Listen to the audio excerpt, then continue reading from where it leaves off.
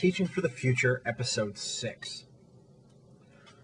Hello and welcome to Teaching for the Future. I'm Dave Lamort.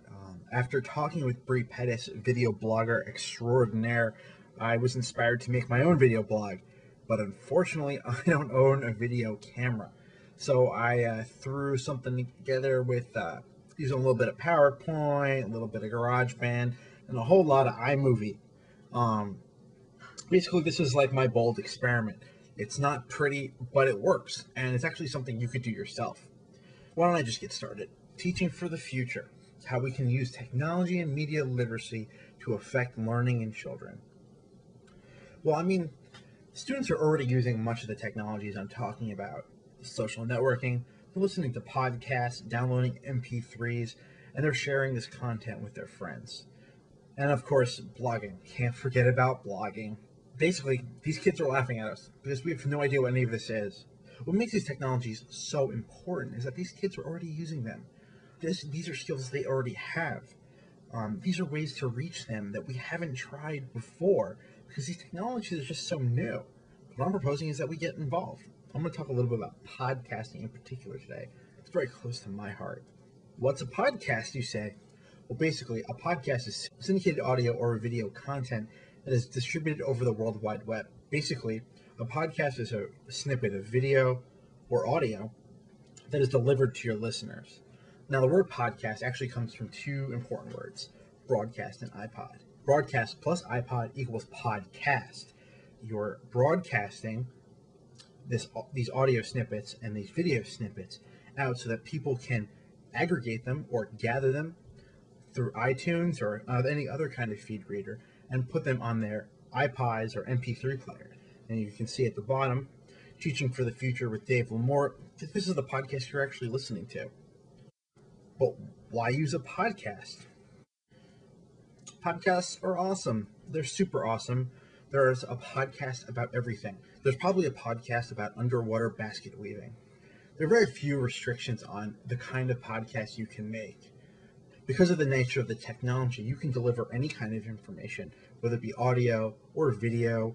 It's also very easy to use. Making podcasts and listening to podcasts is very easy. It just sounds fancy because all these words are new and a little intimidating. Also, it's distribution. Podcasts are distributed to the listeners. The listeners don't find you, you go out and find them. It's almost like a magazine subscription.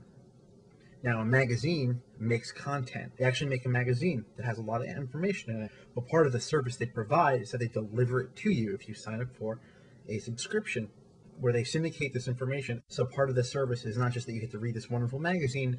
This information is delivered automatically to people who opt into your feed by signing up. But you get it on your doorstep, and it's easy to get to. It's accessible. And much of podcasting is free. Now, I know you're saying, web space and computers and blah, blah, blah. But yes, if you have a computer, essentially you can make it for pretty much free. And also, podcasting is fun. Podcasting is just a way of telling stories. It is digital storytelling. Basically, a podcast is made up of my ideas, my point of view, and of course, obviously, my voice.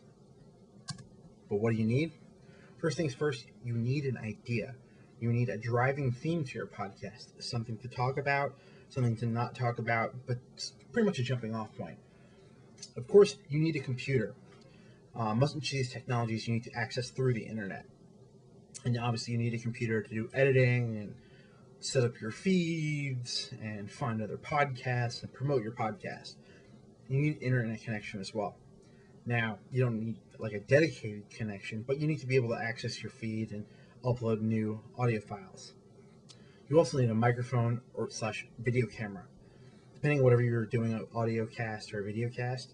But there are new technologies out there that use the camera on your phone, or you actually call from a phone and record a podcast and automatically syndicates that audio.